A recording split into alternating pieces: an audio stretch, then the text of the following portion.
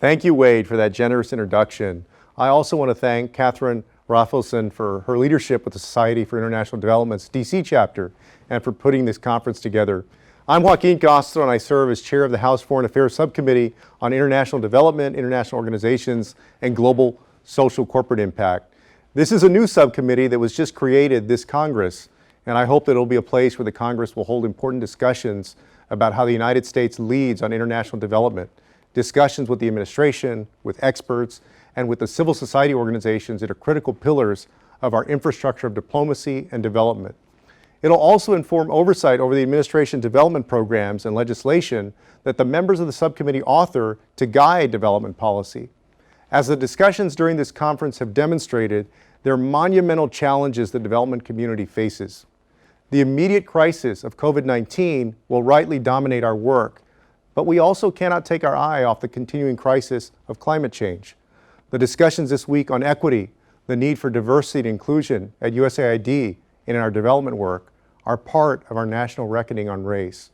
The panels and breakout sessions on technology and innovation are critical at a time when the United States must reinvent itself in a changing world, whether to take on the China challenge or reinforce the enduring strength of our democracy.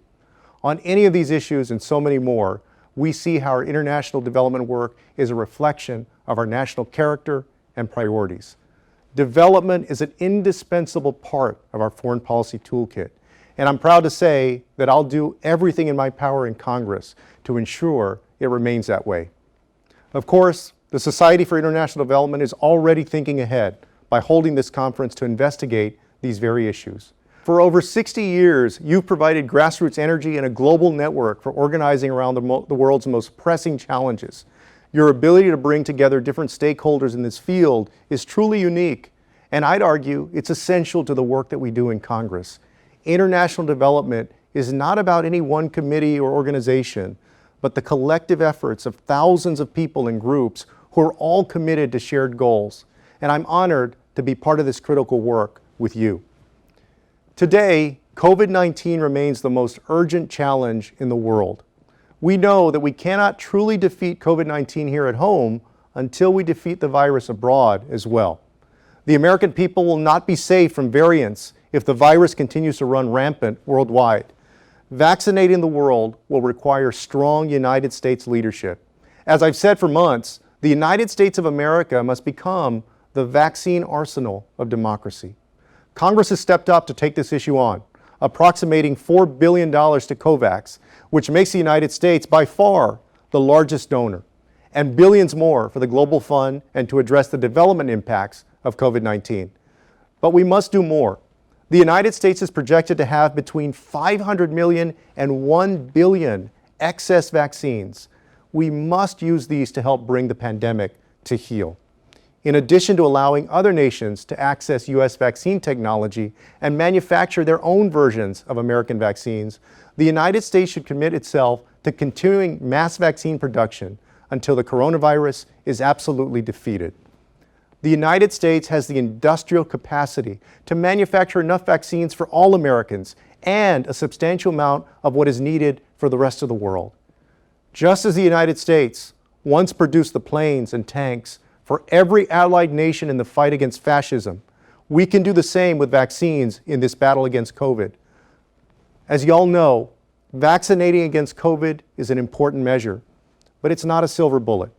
For the first time in 2 decades, extreme global poverty increased last year, and although we were already behind on meeting the UN Sustainable Development Goals, the pandemic has put those milestones even further out of reach. That's why the first hearing I held as subcommittee chair was on the development setbacks we faced as a result of this pandemic. It's clear that the United States will have to set up its international development efforts like never before, and that includes Congress. The American Rescue Plan that was signed into law in March includes $10 billion for humanitarian assistance, and more help is on its way. The Biden administration's budget request calls for a 12% increase in funding for the State Department and USAID. I will work with my colleagues in Congress to ensure our international development programs receive the financial support that they need and they deserve. But, as you know, international development is not just about how much money we spend, but what we invest in. For years, I've championed the cause of promoting innovation at USAID and other foreign assistance programs. The discussions during this conference on the role of the private sector in promoting the use of technology and innovation are timely. Even with the greater resources that the United States will commit to development, we're far from truly bridging the development gap the pandemic has brought about. Only by making our programs more effective and by integrating innovation and new techniques in our development work can we have any hope of meeting the challenge. The new administration is now engaging with the outcomes of Ambassador Mark Green's reorganization of USAID, including the creation of the new Bureau for Development, Democracy, and Innovation. As the senior leadership of USAID gets in place, they'll have to decide which initiatives to continue and which ones deserve a fresh look and a new direction. As they make these decisions, I'll be pushing to ensure that innovation is not just an afterthought, but fully integrated into our development programs. And ultimately, that innovation will help us get more bang for our buck and better development outcomes. There are, of course, other challenges that the administration faces that Congress will be keeping a close eye on. That includes strengthening the role of development finance within our broader development strategy and finding the right balance between the development mandate of the DFC and the foreign policy missions it has often been tasked with since its creation. We'll also have to get the Peace Corps back into the field after the disruptions of the pandemic and consider where the Millennium Challenge Corporation will expand with new compacts. If we're going to meet our responsibilities from the pandemic and global hunger to climate change and migration, we're going to need strong United States leadership. This begins at home with rebuilding our infrastructure for diplomacy and development. These challenges before us are enormous, but I believe between government and the organizations you represent, along with groups like the Society for International Development, we're up to that challenge. Thank you so much for your hard work.